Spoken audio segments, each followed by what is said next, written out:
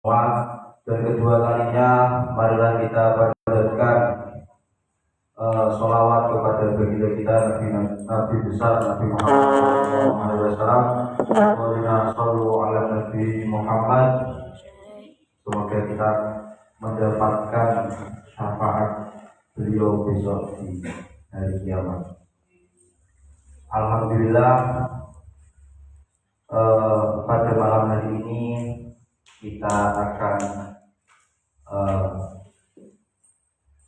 membedah kitab Jurumiyah, yang mana di kitab Jurumiyah ini adalah kitab yang paling populer di kalangan khalayak Indonesia, khususnya santri. Dan kitab Jurumiyah ini mempunyai banyak sekali keunggulan atau keistimewaan, yang mana dikarang oleh beliau Kiai Hasyim Aswad Haji, yang lahir di lahir di Fes, Maroko kalau tidak salah.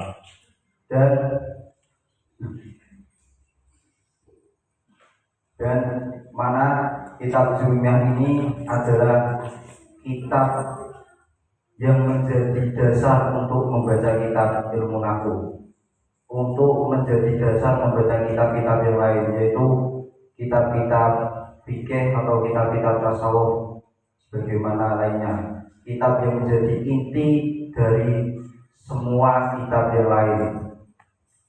Dan alhamdulillah kita bersama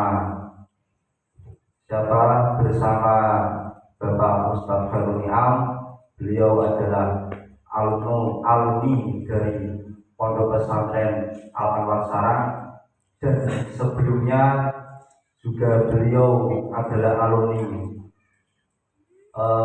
sekolah madrasah Lutful Ulum di desa ini sendiri. Dan setelah beliau lulus dari Al-Anwar, Pondok Pesantren Al-Anwar, juga Muhadharah Al-Anwar, beliau melanjutkan studinya di kuliah Hikmafa Margoyoso Pati. Jadi tidak usah bertele-tele mengenai malam hari ini. Tema kita yaitu sejarah, keunggulan, dan sistematika pengarangan Jurumiyah. Banyak sekali yang kita bahas pada malam hari ini. Contohnya yaitu siapa sih Imam Aswad Haji pengarang Jurumiyah itu, ada juga apa kisah beliau dalam menulis Jurumiyah, juga keunggulan dan keistimewaan Jurumiyah, mengapa Jurumiyah banyak dikaji di kalangan pesantren dan madrasah. Selengkapnya akan dipimpin oleh beliau Bapak Ustadz Khairul Ni'am. Kepadanya waktu dan tempat kami persilakan.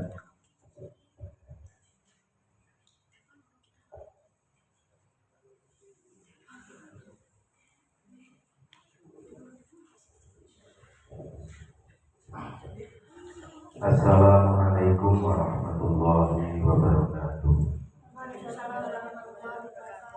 Alhamdulillah, alhamdulillahirabbil alamin, wa bihi nasta'in wa ala umuri dunya waddin. Wassalatu wassalamu ala asyrofil anbiya'i wal mursalin sayyidina Maulana Muhammadin wa ala alihi wa sahbihi ajma'in. Amma ba'd. Hadirin yang saya hormati dan saya taati, Bapak Kiai Dr. Jamal Mahmud Asmani sebagai pengasuh Pondok Inal Hujah, yang saya muliakan dan saya banggakan seluruh santri Pondok Inal Hujah. Mungkin awalan pertama-tama marilah kita panjatkan puji syukur dan Allah Subhanahu wa Ta'ala yang telah memberikan nikmat dan kita dapat berkumpul pada malam hari ini dengan keadaan sehat walafiat. Kemudian sholawat wa salam semoga kita aturkan kepada junjungan kita Nabi Muhammad Shallallahu Alaihi Wasallam. Semoga kita termasuk umat yang mendapat syafaat yang berkiamat. Amin ya rabbal alamin. Saya akan menukil banyak tentang kitab Ajurumiyah. Mari kita buka bersama-sama, ini kita diskusi ya. Diskusi, silakan nanti yang mau bertanya. Saya akan buka pembahasan ini mengenai dari siapa sih pengarang dari kitab Ajurumiyah. Kemudian banyak lagi dalam acara pada malam hari ini yang bertema dengan kitab Ajurumiyah. Jadi kitab Ajurumiyah sudah dinukil disampaikan oleh moderator tadi bahwa kitab Ajurumiyah itu adalah kitab yang paling populer, yang awal dibahas atau dipelajari bagi orang yang memulai belajar nahwu atau belajar kitab kuning. Pertama yaitu kitab Ajurumiyah. Pasti menggunakan kitab Ajurumiyah. Pasti karena pengarangnya saya cerita pengarang ceritanya adalah beliau. Pengarangnya adalah Abi Abdullah bin Muhammad Abdi Dawud As-Sunhaji. Itu mengarang di depan Ka'bah. Pertama mengarang di depan Ka'bah, kemudian mengarang di depan Ka'bah. Beliau langsung selesai karangannya jika karangan ini ikhlas. Ketika itu beliau di pinggir laut, karangannya dilempar ke laut. Jika karangan ini ikhlas, maka karangan ini tidak akan rusak atau tidak akan basah. Sesuai dengan harapan beliau, sonnet tidak rusak, tidak basah di karang. Jadi beliau sampai tidak karangan-karangan beliau, termasuk kita populer ini tidak ada mukadimah. Jadi saking ikhlas, mungkin saking ikhlasnya tidak ada tujuan, dia tidak menukil tujuan. Saking ikhlasnya beliau. Itu cerita di balik Ajurumiyah yang paling manfaat. Kita kembali lagi. Jadi kitab Ajurumiyah itu adalah kitab awal bagi orang yang memulai belajar ilmu nahwu sebelum kitab-kitab yang lain. Ada kitab-kitab banyak yang bersama dan syarat-syarat kitab Ajurumiyah juga banyak. Salah satunya yaitu kitab Ajurumiyah yang pertama, kemudian ada kitab yang itu syaratnya mukhtasar, dan ada yang berbentuk bed yaitu Al-Imri. Jadi kuarangnya banyak sekali, puluhan sampai ratusan. Ini kitab yang sangat barokah, sehingga memang pembahasannya menurut banyak orang yang mempelajari ini pembahasan yang awal, pembahasannya mudah sekali. Itu dari singkat sejarah As-Sunhaji. Beliau tinggal di kota Fes, Maroko, dan penamaan dari kitab ini Ajurumiyah itu dinisbatkan kepada kabilah. Jadi di Arab itu, di Timur Tengah khususnya, itu ada kabilah-kabilah banyak. Termasuk dari kabilah nanti dinisbatkan, ada yang menisbatkan ulama itu, ada yang menisbatkan di daerahnya, ada yang menisbatkan kepada bapaknya atau keturunannya, ada yang menisbatkan kepada desanya, ada yang menisbatkan kepada ini, termasuk kabilah atau kabilah suku di As-Sunhaji, nisbatnya ke kabilah. Tapi dikenal bukan As-Sunhaji tapi Ajurumiyah yang menjadi yang menjadi qabilahnya, namanya qabilah Ajurun. Nah, kemudian penamaan ini kemudian kita sebut sebagai Ajurumiyah. Ajurumiyah itu kitab Ajurumiyah. Kok nggak ada kitabnya mas? Kok nggak ada nama kitabnya? Biasanya Al-Ibridi disebut sebagai Al-Ibridi. Ini sudah dinamai musonifnya Al-Ibridi. Ini beliau tidak menamakan kitabnya. Saya tadi cari-cari, beliau referensi yang saya temukan, beliau tidak menemukan, beliau tidak menukil atau menulis nama kitabnya. Jadi ini nama yang dinisbatkan oleh murid-muridnya, dinisbatkan kepada qabilah atau sukunya. Itu secara singkat mengenai Ajurumiyah. Kemudian kita kenal manhaj. Jadi di Arab, di Timur Tengah itu ada, ketika kita mempelajari bahasa Arab khususnya kita kenal sebagai manhaj. Di Timur Tengah atau di Arab itu dikenal ada dua manhaj. Yang pertama yaitu Kufah dan Basrah. Kufah dan Basrah. Dan ini Aswad Haji, Ibnu Al-Juruni atau kita kenal sebagai Aswad Haji. Ini secara penulisan ikut kepada ulama Kufah, bukan ulama Basrah. Tapi kita tidak langsung fanatik pada Basrah, tapi kita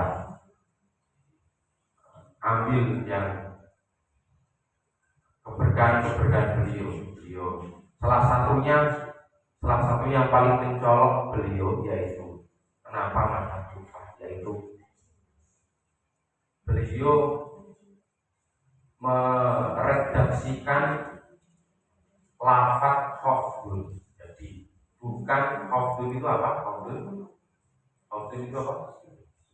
Khafdun di khafdin itu apa? Khafdin itu jer. Nah, jadi kalau Kufah redaksinya adalah khafdin, tapi kalau Basrah adalah jer. Itu yang paling mencolok.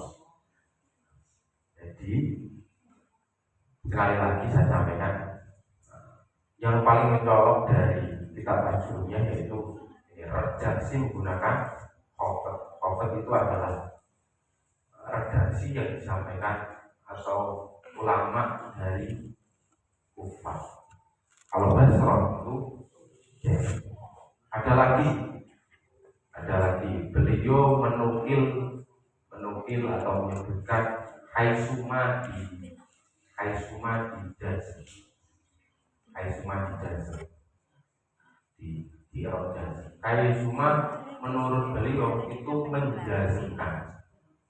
Ada yang Haisuma ya, Haisuma menjazmkan. Tapi di Basrah itu berbeda.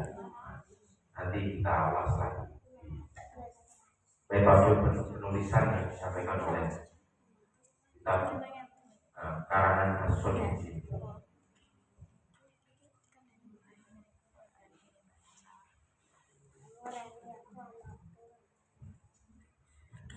Dan menurut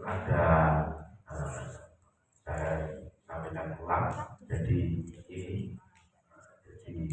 Ajurumiyah itu lahir pas hari wafatnya atau enggak ya enggak pas, pokoknya ketika Ibnu Malik wafat. Ibnu Malik itu siapa? Pengarang Alfiyah wafat, kemudian pengarang Alfiyah wafat, kemudian lahir Ajurumiyah. Jadi setelah Imam Ibnu Malik wafat, kemudian lahir Imam Muhammad Abi Dawud As-Suhaili atau Imam Ibnu Ajurumiyah. Kemudian kita pahami bersama bahwa kitab Ajurumiyah itu mempunyai kelebihan dan kekurangan. Tapi sebelum itu saya ingin mengulas dari metode penulisan dari kitab Ajurumia. Yang pertama, kitab Ajurumia pasti di awalnya dimulai dari bab-bab dan menuliskan pengertiannya. Seperti ini, saya buka al-kalamu wa al-lafdu al-murokkabu al-mufidu bilwati. Itu beliau pasti menuliskan apa pengertian dari apa yang dibahas. Contohnya ini adalah bab kalam, kemudian ada bab hal, ada bab apa tamyiz dan lain-lain, mansubat pasti beliau menuliskan pengertiannya dulu. Kemudian yang kedua, ini ciri khas dari penulisan Ajurumia, diklasifikasikan atau dibagikan bab-babnya dan jenis-jenisnya. Kita apa ini kasih contohnya. Kemudian dilanjutkan wa aksamuhu salah satu. Nah, ini dibagi-bagikan dulu. Kalam dibagi menjadi 3. Ada yang namanya fi'il, ada yang namanya isim, ada yang namanya huruf. Kemudian isim itu apa? Dibagi lagi. Isim itu apa? Jadi itu metode yang digunakan Jurumia. Yang ketiga, ini ada banyak sekali nanti. Yang ketiga, menyebutkan contoh-contoh dalam setiap pembahasan. Jadi isim, contohnya isim contohnya adalah isim diketahui dengan apa? Dengan jar, bil khafdi, dengan jar. Nanti diberikan contohnya. Kalau di sini Arab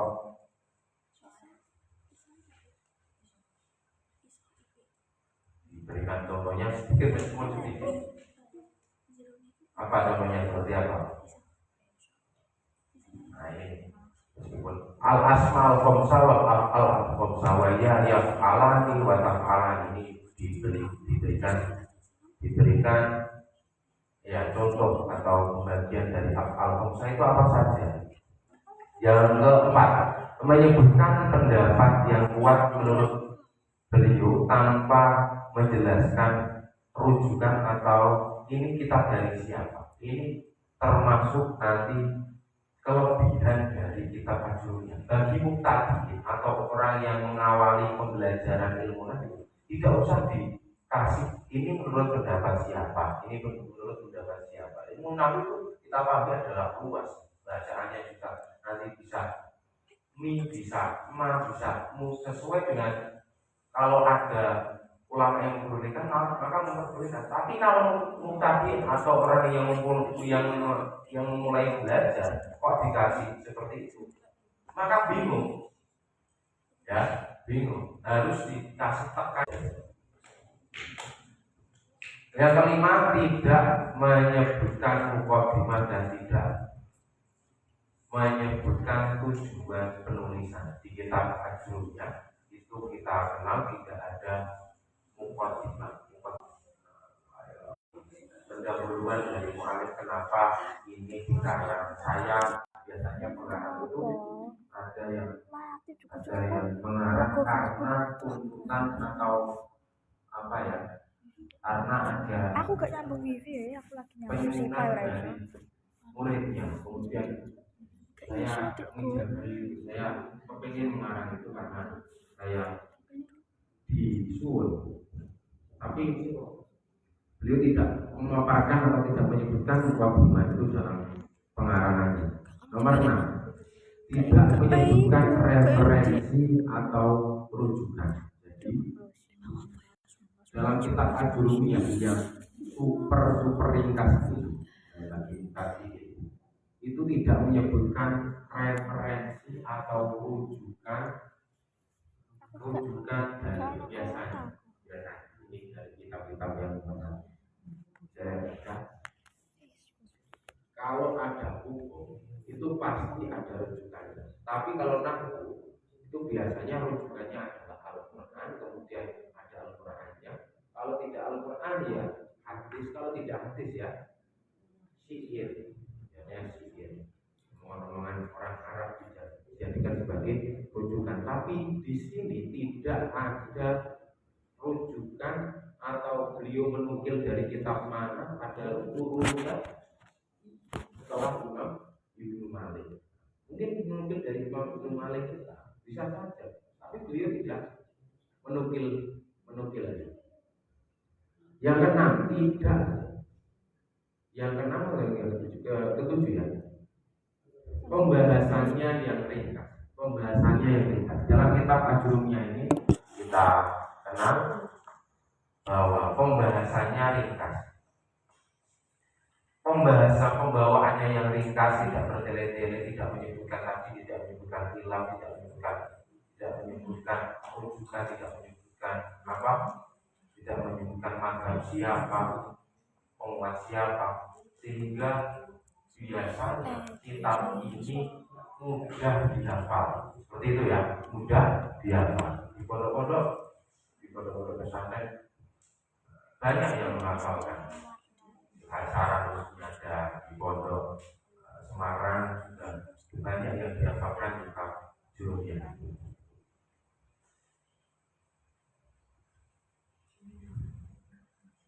Yang ke-8 yang terakhir, mungkin ada banyak lagi yang terakhir yang bisa saya nukil, nanti kita diskusikan. Beliau tidak menyebutkan judul. Nah, ini kita kalau naskah yang asli Babul Af'ali, seperti Babul Af'ali ini adalah tambahan. Tapi yang tidak tambah naskah asli adalah Al-Af'alu salah satu. Itu tidak menyebutkan babnya. Tapi bab ini adalah tambahan dari supaya lebih gampang diapakan Babul Af'ali. Al-Af'alu salah satu. Dia langsung menjelaskan langsung Al-Af'alu salah satu. Kemudian apa lagi?